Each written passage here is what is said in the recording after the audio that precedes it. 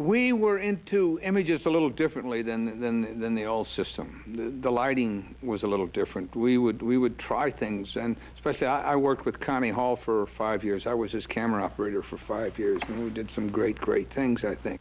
I feel particularly involved in helping make mistakes acceptable to studio heads and other people, and the audience even, by using them, by blatantly, not by mistakes or anything, but by endeavor.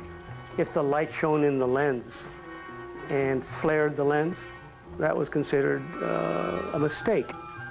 Somebody would report that, the operator would report, the sun hit the lens, it flared the lens, it cut.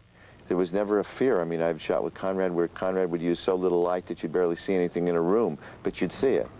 You know, where there was nothing safe. Safe was never the word with him. Getting things too dark or not seeing eyes and things like that. Background too hot, windows blown, things like that nobody would dare do without getting fired in the slick old days. The second picture I did with Connie was a picture called The Professionals. Connie Hall was the cameraman. I was the camera operator, and Jordan Cronenwith was the assistant cameraman. And the second camera crew was Charles Rocher Jr. and Robert Byrne. I liked the work that we did on that. Unfortunately, there was an awful lot of night, and night is always a conundrum in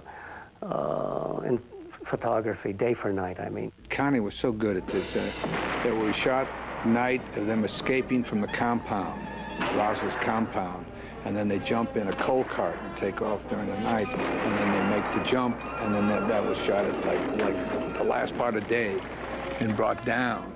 Connie was innovative and very daring, but always extremely solid, and he's got, I think, exquisite taste. And he can make that balance between black and white, color, day, night, and he just looks at it, and he just has that innate ability to do that. I mean, I think it's a gift.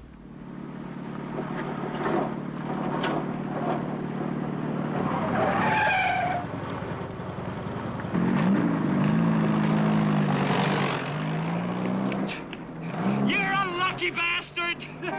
I don't think there was a choice about shooting it in color or black and white. There were still 112 pictures being made in black and white that year. That was an easy choice.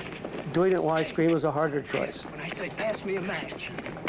Hop in, boys. Where you going? Come on, get in. And we felt that it might be a really wonderful proscenium to present this material in. He was in a fever. The scene where Robert Blake is about to be hanged, and he's talking to the chaplain. It was going to make us a fortune. It was shot on the stage. We had a rain gutter over the top, and it was like coming down. And I had a fan off to the side, which wasn't blowing the rain against the window, but was blowing the spray from the rain against the window. The light hitting his face with this phenomenon happening on the windows happened to hit his face one time when I was looking. So I went to Richard and I said, Richard, watch this on his face now, you know what I mean? And we did another rehearsal, and you can see the water running down and it drips around. And he's talking about his father, and it's very sad he's going to be hanged, but he's playing it very straight. Unemotional. But I do. And the visuals were crying for him. I hate him. And I love him. I've had so many cinematographers call me and ask me how I did that shot. Huh? Well, I didn't conceive it at all. Richard didn't conceive it. Nobody conceived it. It was purely a visual accident. I think I was more afraid that I couldn't do it the Hollywood way than I was arrogant or convinced that my way would be a cinematic advance. So I was trying to wed the two. So anyway, I married the SOB. I had it all planned out.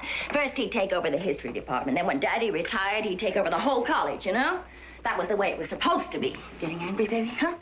I mean, what I knew was documentaries. What I knew was the simple way. What I knew is hand-holding. What I knew was how to light realistically, because most of the time in documentaries, you work with realistic light.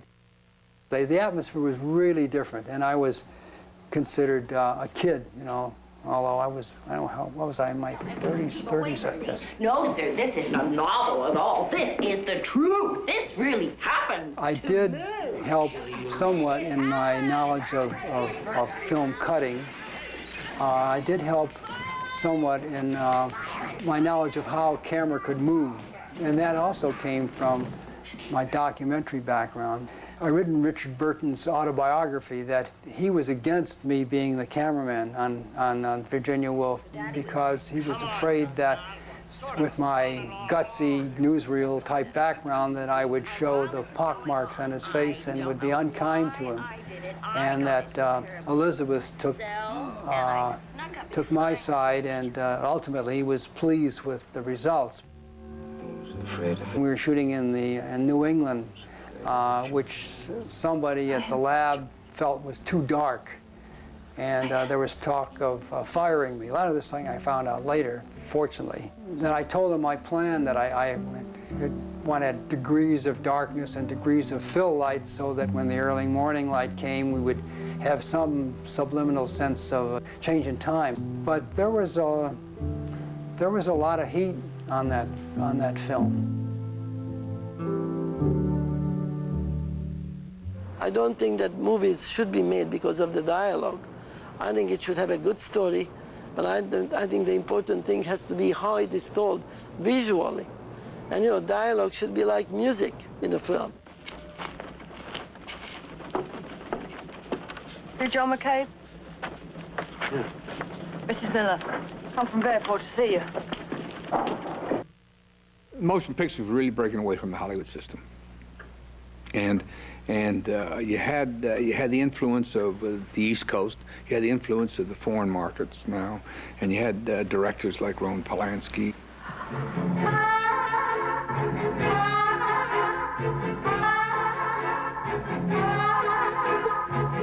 What have you done to it? Roman had a magnificent background. He went to the Polish film school, and he had a magnificent background in photography. He understood photography, he understood images, and also with people and emotions. He was tied with emotions.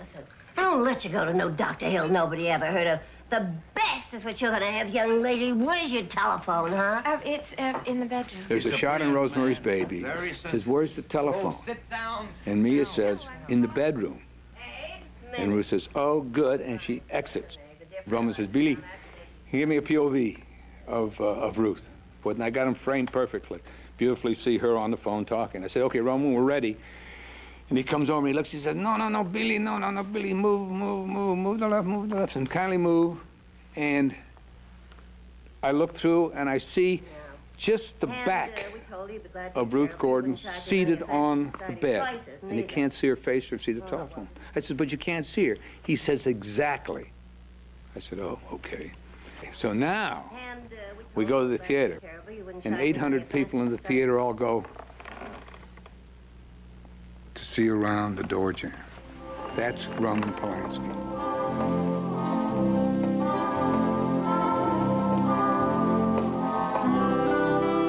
New York had a style all its own, and I call it a street style. It was something because they didn't have the shops, the labs, the equipment that we had here in Hollywood.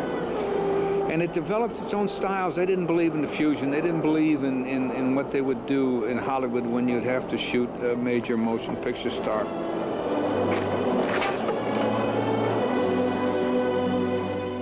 It was a situation in which, for reasons of style and money and time and things, they went into the streets and shot in real places. And that probably is the beginning of what is used in our time as that sort of New York look.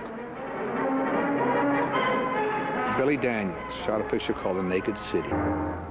Naked City was, he went right into their own backyard and did exactly what they did, and did it. And then you copy those styles. How do you do better than the waterfront, on the waterfront? You don't. See, you believed it. It was there. You were there. You were part of that.